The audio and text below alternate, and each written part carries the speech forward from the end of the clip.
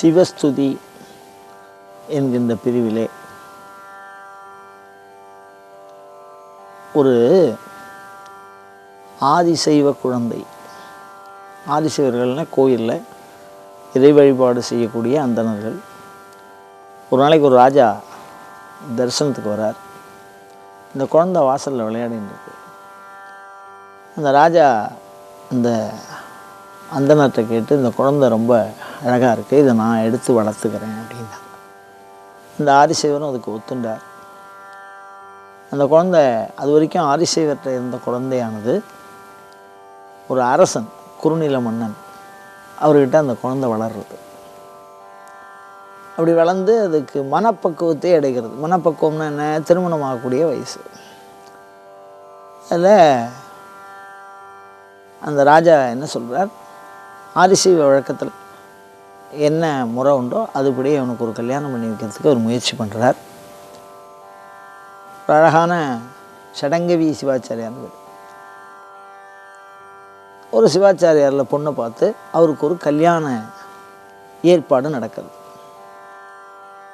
அந்த பையனுடைய பெயர் சுந்தரன். அந்த கல்யாணம் ரொம்ப பரபரப்பாக நடந்துட்டுருக்கு. எல்லாரும் வந்திருக்கா, குறுநில மன்னர்கள் விருந்து எல்லாமே நடந்துட்டுருக்கு. அதில் ஒரு தாலி கட்டக்கூடிய அந்த சம்ஸ்காரங்கள்லாம் பண்ணின்னு இருக்கா. ஏன்னா அக்னி வச்சுருப்பா, அதுக்கு இந்த விரதம் அனுஷ்டானம் மூலியோர்கோள் அதெல்லாம் பண்ணின்னு இருக்கா. அப்படி பண்ணிட்டு இருக்கும்போது ஒரு வயசானவர், ரொம்ப வயசு, ஒரு 80-85 வயசு இருக்கும். அவர் அப்படியே இப்படி நடுக்கிற மாதிரி ஒரு திருக்கோலம், கையில் கொம்பு வச்சுருக்கார், ஒரு கையில் சுவடி வச்சுருக்கார். திடீர்னு அந்த சபையோர்களை பார்த்து சொல்கிறார், இந்த கல்யாணத்தை நிறுத்து அப்படி. இப்போ ஒரு நல்ல ஒரு மங்களமான கரம் தாலி கட்ட போகிற நேரத்தில் கல்யாணத்தை நிறுத்து அப்படின்னா எல்லாரும் அவரையே குறித்து அப்படியே பார்க்கிறார்கள். திருமணத்திற்கு வந்தவர்கள் எல்லாம் அவரை உற்று நோக்குகிறார்கள். அப்படி நோக்கிற பொழுது, இவன் என்னுடைய அடிமை அப்படிங்கிறார். இந்த அடிமைங்கிறது என்ன அப்படின்னா, பொருள்களை அடிமையாக்குவது, உயிர்களுடைய வஸ்துக்களை அடிமையாக்குவது அப்படிங்கிற முறை பழைய காலத்தில் இருந்திருக்கு. அது என்ன பண்ணுவான்னா, யுத்தம் இருக்குல்ல, சண்டை, ஒரு நாட்டுக்கும் இன்னொரு நாட்டுக்கும் அந்த சண்டை நடக்கிற போது தோத்தவா இருக்காளோ இல்லையோ, அவளை சரி பிடிச்சி அவளை தான் அடிமையாக வச்சுக்கிறது. அது மாதிரி அடிமையை, மனுஷனுக்கு மனுஷன் அடிமையாக இருக்கிறது, அந்த மாதிரி ஒரு வழக்கு இருக்குது. ஆனால் ஆதிசைவ குலத்தில் அந்த வழக்கு இல்லை. ஒரு ஆதிசைவர்கள் குலத்தில் ஒரு ஆதிசைவருக்கு இன்னொரு ஆதிசைவன் அடிமை அப்படிங்கிறது இல்லை. அது மாதிரி ஒரு அடிமைன்னு சொன்னோன்னே அப்படிலாம் வழக்கு இல்லை எங்களுதில், நீங்கள் ஏதோ தப்பாக பேசுகிறேன் அப்படின்னு சொன்னோன்னே, இல்லை எல்லாத்துக்கும் நான் சான்றோடு தான் பேசுகிறேன், என் கையில் சுவடியெல்லாம் இருக்குது அப்படின்னு அது சுவடியை அப்படி தெரிகிற மாதிரி சிவபெருமான் ஞானமே உருவானவன். அதனால் அந்த சுந்தரனுக்கு அது தெரிகிற மாதிரி அந்த ஓலைச்சுவடியை காட்டுறார். இந்த ஓலைச்சுவடியில் ஏதாவது இருந்தால் சுந்தரனுடைய இளம் வயது, அந்த திருமணம் நின்றுவிட போகிறதோ என்கிற அச்சம். வந்திருப்போர் சிவபெருமான்னு தெரிஞ்சால் சுந்தர் விட்டுருப்பாரா? விடமாட்டாரே. அதனால் ஒரு மோகம், கல்யாண மோகம், வயசு. அப்படி இந்த ஓலைச்சுவடியை பார்த்த உடனே அதை பறித்து, அவர் வயசானவர், அதை பறித்து பக்கத்தில் இருந்த அக்னி எரிஞ்சுட்டு அதில் போட்டார். போட்ட உடனே என்ன ஆயிடுத்து அப்படின்னா, அந்த வந்த கிழவர், இவன் எனக்கு அடிமைன்னு உரிமை ஆகிடுது பார்த்தீங்களா, நீ உண்மையாக இருக்கிறதுனால தான் அந்த ஓலைச்சுவடியில் ஏதாவது தகவல் மாட்டிக்க போகிறது, தரவு நமக்கு சரியாக இருக்க போகிறது, அதனால தான் அதை பற்றி அதில் போட்டுட்டேன் அப்படின்னு அதையே ஒரு சாக்காக்குறார். நடிக்க தெரிந்தவன் நடராஜ பெருமான் கூத்தன் அல்லவா.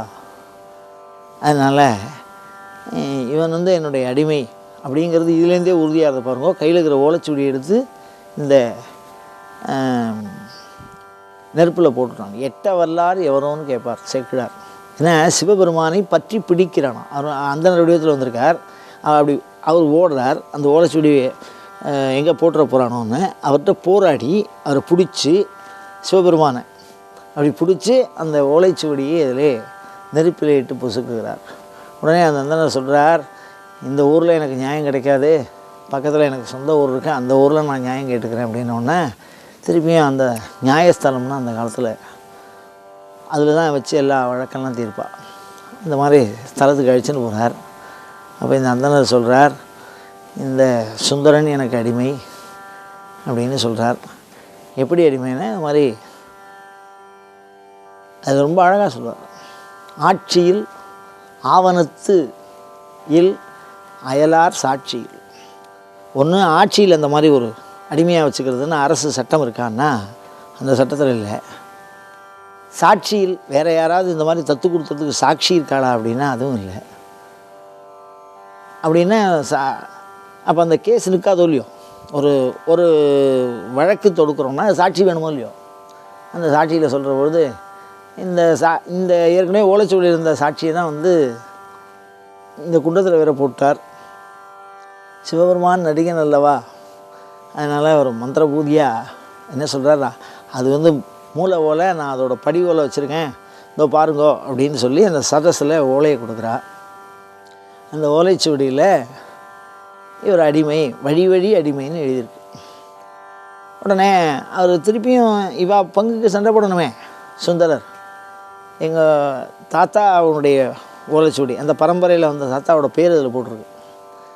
அந்த பேரை காமிச்சு இந்த தாத்தா தான் எழுதி கொடுத்தது அப்படின்னு இருக்குது அப்படின்னோன்னா அவள் பாருங்க அந்த காலத்தில் எவ்வளோ அழகாக நுட்பமாக சொல்லியிருக்கா பாருங்க.